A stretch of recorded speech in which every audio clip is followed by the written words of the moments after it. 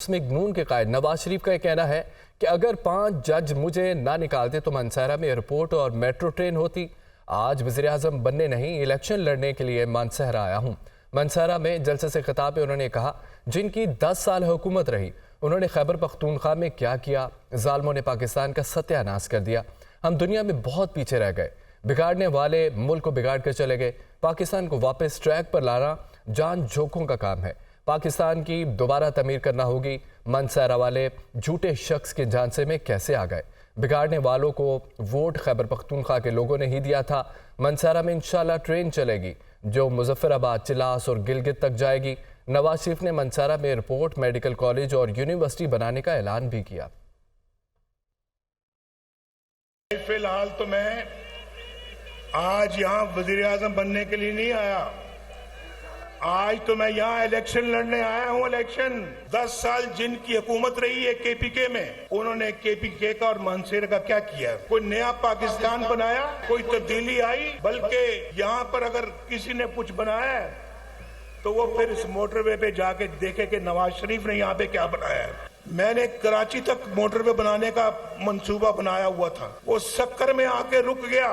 آپ جانتے ہیں کہ پاکستان کے اندر کوئی مہنگائی نہیں تھی، ان ظالموں نے پاکستان کا ستیہ ناش کیا۔ ہم نعرے تو بہت لگاتے ہیں لیکن یہ جان جوکوں کا کام ہوگا اس پاکستان کو دوبارہ پٹری پہ لے کر آنا۔ لیکن خیبر پختونخوا والوں، آپ بھی اس جھوٹے شخص کے جھانسے میں آ گئے۔ اگر مسلم لیگ نون کی گورنمنٹ آتی ہے، ایک خوبصورت ایئرپورٹ بنے گا مانسہرہ میں، مانسہرہ میں ٹرین آئے گی، ریل گاڑی آئے گی، انشاءاللہ کراچی سے چلے گی، مانسہرہ آئے گی اور مانسہرہ سے آگے مظفر آباد جائے گی انشاءاللہ۔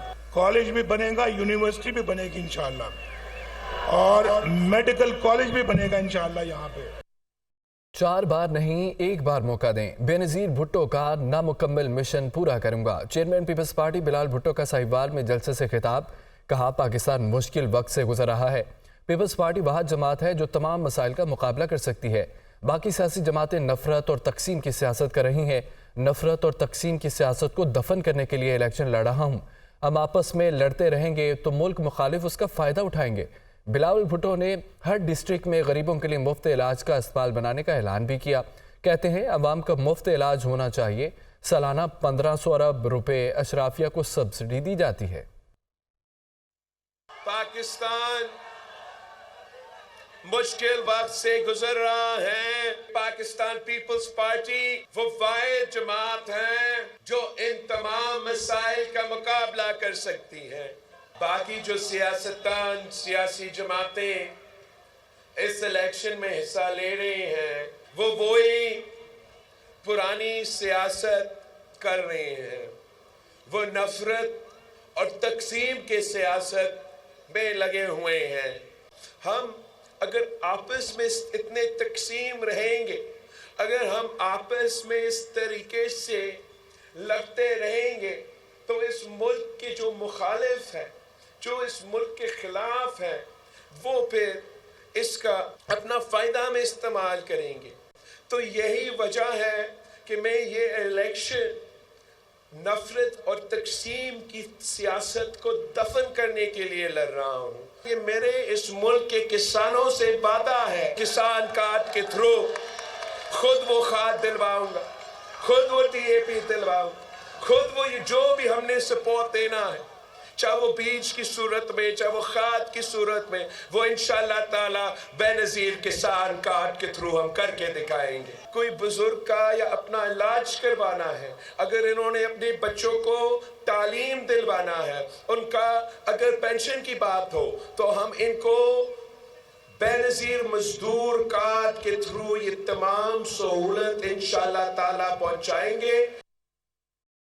سربراہ جمعیت علماء اسلام مولانا فضل الرحمان کا کہنا ہے کہ یہودیوں کے ایجنڈے کا پہلے روز سے مقابلہ کیا اور اسے چاروں شانے چت کر دیا۔ ووٹ کی پرچی یہودیوں کے خلاف جہاد ہے۔ اللہ تعالیٰ نے ہمیں اس جہاد کا موقع دیا ہے۔ یہودیوں کے ایجنٹوں کو چاروں شانے چت کریں گے۔ لکی مروت میں ورکرز کنونشن سے خطاب میں انہوں نے کہا جمعیت کو 2002 میں ایک موقع ملا تھا۔ میں چیلنج کرتا ہوں ہمارے جتنے ترقیاتی کام کسی نے نہیں کیے۔ شہریوں کا مفت علاج ہمارا منشور ہے۔ اور یہ جو ہمارے مقابلے میں الیکشن لڑ رہے ہیں کیا ان میں جرت ہے کہ وہ مسلمان بھائی کے شانہ بشانہ کھڑا ہو؟ یہاں تو پاکستان میں پارٹیاں بنی ہیں اور یہودیوں کے ایجنٹ بن کر سیاست میں آئے ہیں، تو یہودیوں کے ایجنٹ کا مقابلہ پہلے دن سے ہم نے کیا ہے اور ہم نے ان کو چاروں شانے چت کر دیا ہے۔ اب مکافات عمل کے حوالے ہیں۔ امیر جماعت اسلامی کراچی حافظ نعیم الرحمان نے خواتین کنونشن سے خطاب کیا۔ ان کا کہنا تھا کہ کراچی سے انتخابات لڑنے کے لیے کوئی تیار نہیں۔ شہباز شریف نے کراچی سے کاغذات نامزدگی جمع کروائے لیکن واپس لے لیے۔ بلاول بھٹو بھی کراچی والوں کا سامنا کرنے کو تیار نہیں۔ بڑے شہروں سے لوگ چاہتے ہیں کہ انتخاب لڑیں، لیکن کراچی کو اس قابل بھی نہیں سمجھتا کوئی کہ یہاں سے کوئی بڑا لیڈر انتخاب لڑے۔ پہلے لڑا پچھلے سال، تو لڑنے کے بعد پلٹ کے دیکھا نہیں کسی نے۔ اس مرتبہ بھی شہباز شریف صاحب آئے اور انہوں نے نامینیشن فائل کی اور واپس لے کر چلے گئے۔ بلاول صاحب جنہوں نے ابھی پچھلے دنوں اپنے تئیں کراچی کو فتح کیا ہے، یہ شہر جس کو وہ کہتے ہیں کہ ہمارا شہر ہے، بلاول صاحب نے یہ جرت ہی نہیں کی کہ اس شہر کراچی سے وہ نامینیشن فائل کرتے۔ لوگوں نے ایک زمانے میں تصور کیا تھا کہ ایم کیو ایم، لیکن ایم کیو ایم نے جو تماشا کیا اس نے تو ہماری نسلوں کو تعلیم سے محروم کر دیا، اس نے تو ہمیں بہت پیچھے لے کر چلی گئی۔ آفیشل سیکریٹ ایکٹ عدالت نے بانی پی ٹی آئی اور شاہ محمود قریشی کے خلاف سائفر کیس میں سابق سیکرٹری خارجہ سہیل محمود سمیت مزید 4 گواہان کے بیانات قلم بند کر لیے۔ سماعت آج بھی جاری رہے گی۔ بانی پی ٹی آئی اور شاہ محمود قریشی کے خلاف سائفر کیس، 4 گواہوں کے بیان ریکارڈ۔ ستمبر 2022 میں ریٹائرڈ ہوا، اس وقت تک سائفر موصول نہیں ہوا۔ سابق سیکرٹری خارجہ پٹیالہ جیل میں خصوصی عدالت کے جج ابو الحسنات ذوالقرنین کے سامنے سابق سیکرٹری خارجہ سہیل محمود، سابق سیکرٹری داخلہ یوسف نسیم، اسسٹنٹ کمشنر اوید سمیت 4 گواہان نے بیان ریکارڈ کرایا۔ سابق سیکرٹری خارجہ سہیل محمود نے کہا کہ ستمبر 2022 میں ریٹائرمنٹ تک سائفر موصول نہیں ہوا۔ بار بار مداخلت پر عدالت نے پروسیکیوٹر رضوان عباسی کو روک دیا۔ سوشل میڈیا پر عدلیہ مخالف مہم کی تحقیقات کے سلسلے میں اہم پیش رفت ہوئی ہے۔ جی آئی ٹی میں نادرا کا ایک آفیسر بھی شامل کر لیا گیا۔ نگران وزیر اطلاعات مرتضی سولنگی کا کہنا ہے ریاستی اداروں کے خلاف مہم چلانے والوں کے خلاف سخت قانونی کارروائی عمل میں لائی جائے گی۔ رپورٹ دیکھیے۔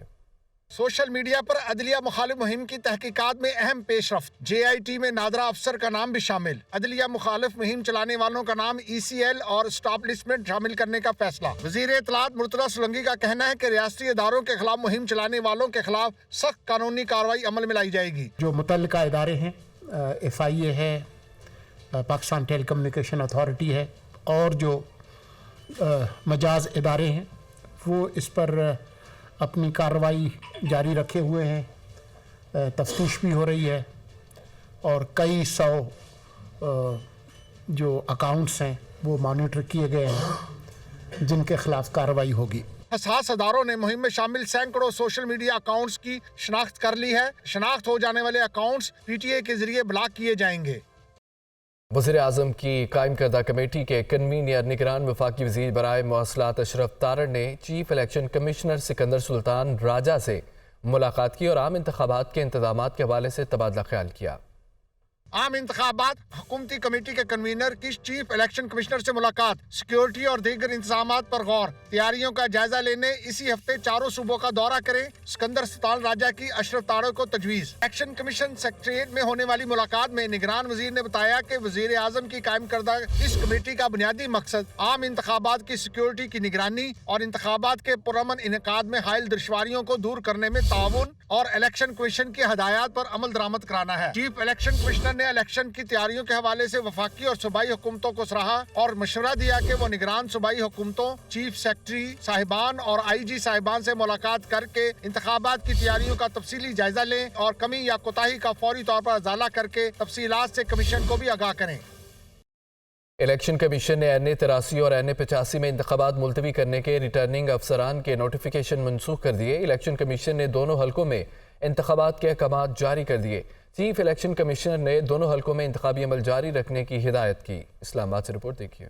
NA-83 और NA-85 में इंतखाबात मुलतवी करने के नोटिफिकेशन मनसूख। इलेक्शन कमीशन ने दोनों हलकों में इंतखाबी अमल जारी रखने के अहकामात जारी कर दी। चीफ इलेक्शन कमिश्नर की सरबराही में 5 रुकनी बेंच के रूबरू केस की समाअत। पाकिस्तान मुस्लिम लीग नून के उम्मीदवार ने बताया कि इन्हें रिटर्निंग अफसर का एक नोटिस मिला कि आपके हलके में उम्मीदवार फोत हो गया है। वफात पाने वाले उम्मीदवार का डेथ सर्टिफिकेट 15 जनवरी का है। तहकीकात करने पर पता चला कि सादिक अली की वफात 2 जनवरी को हुई। 3 जनवरी को नमाज जनाजा हुई और ये कि इस मामले में जालसाजी हुई। 2 हलकों में इंतखाबात मुलतवी कराने के लिए साजिश की गई। DRO सरगोदा ने बताया कि इंक्वायरी में साबित हो गया कि सादिक अली की वफात 2 जनवरी को हुई। चीफ इलेक्शन कमिश्नर ने जाली डेथ सर्टिफिकेट जारी करने पर DC सरगोदा को सेक्रेटरी यूनियन काउंसिल के खिलाफ कार्रवाई की हिदायत कर दी। कहा कि इस शख्स को नौकरी से बर्खास्त करना चाहिए।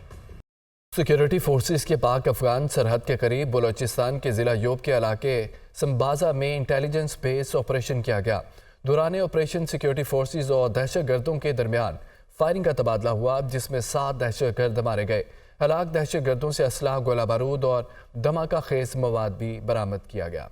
सिक्योरिटी फोर्सेस का बलूचिस्तान जिला जोब के इलाके संबाजा में intelligence based operation, security forces और दहशतगर्दों के दरमियान शदीद फायरिंग का तबादला, 7 दहशतगर्द हलाक। ISPR का बताना है कि हलाक दहशतगर्द सिक्योरिटी फोर्सेस पर हमलों और मासूम शहरियों के कत्ल में मुलव्विस थे। उनके कब्जे से असलहा और धमाका खेज मवाद भी बरामद किया गया, जबकि इलाके में पाए जाने वाले दीगर दहशतगर्दों के लिए क्लियरेंस ऑपरेशन जारी है। ISPR का कहना है कि सिक्योरिटी फोर्सेस पाकिस्तान से दहशतगर्दी के खात्मे के लिए पुरअज़्म हैं।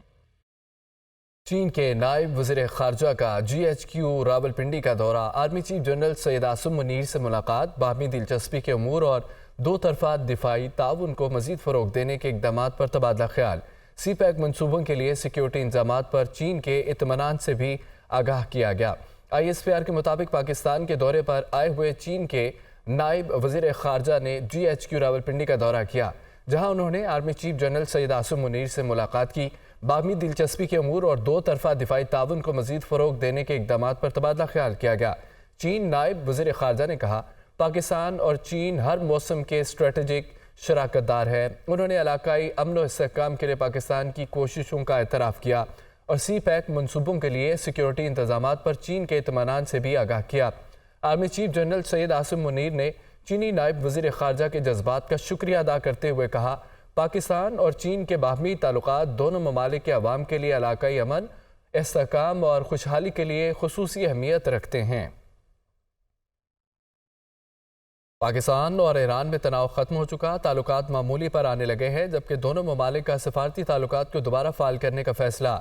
26 जनवरी से दोनों ममालिक के सफ़ीर दोबारा से अपनी जिम्मेदारियाँ निभाएंगे। पाकिस्तान और ईरान के ताल्लुकात मामूल की जानिब गामजन। 26 जनवरी से सुफरा भिजवाने का फैसला।